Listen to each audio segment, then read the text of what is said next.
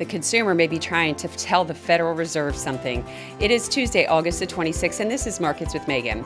If you like this podcast, please subscribe, hit that alarm bell. You can share with friends, family, or colleagues. But as always, we're here today to break down that economic data that we get. And this morning, we got information on the consumer, specifically from the Conference Board and their view on consumer sentiment for the month of August. What we saw was that the reading came in a little bit better than expected, and it was upgraded in July. Now, because of that July upgrade, August number was slightly lower than July. July was a 6-month high, and it was led a little bit lower by both the situation and the expectation components of this index.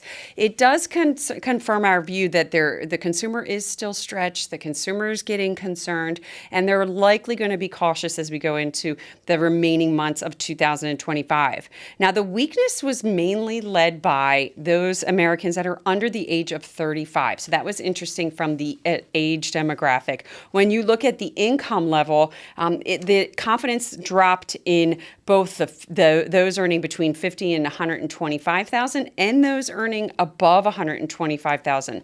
The lowest income level actually saw a modest increase. Now, what the Fed is going to be concerned about and what the consumer is trying to tell them is their dual mandate is in trouble here. First of all, the consumer still is very concerned about inflation. Their 12-month expectation for inflation jumped to 6.2% on average, and that's a 3-month high. So again, going in the wrong direction. But when you look at the other side of the Fed's mandate, the labor market is showing some more cracks here. There's a component in this index that's called the jobs plentiful, and it subtracts out the jobs hard to get, and it takes that survey information. When that number is lower, it means that Americans are thinking there's less jobs that are out there, less plentiful jobs out there than there are for them hard to get. And we did see that drop. It's now at a February 2021 low.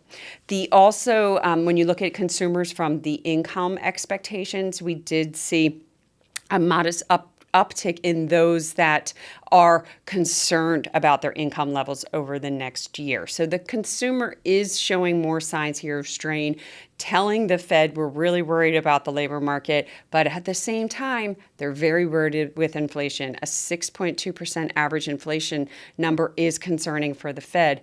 That's because if consumers think prices will be higher in the future, they may be inclined to spend now before those prices rise. And what that does is just create this vicious circle of inflation, and consumers don't necessarily realize that's what's happening.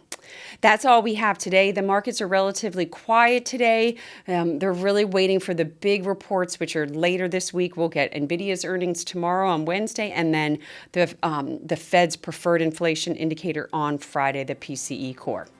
If you like this podcast and want a history, you can go to marketswithmegan.fm. Thank you.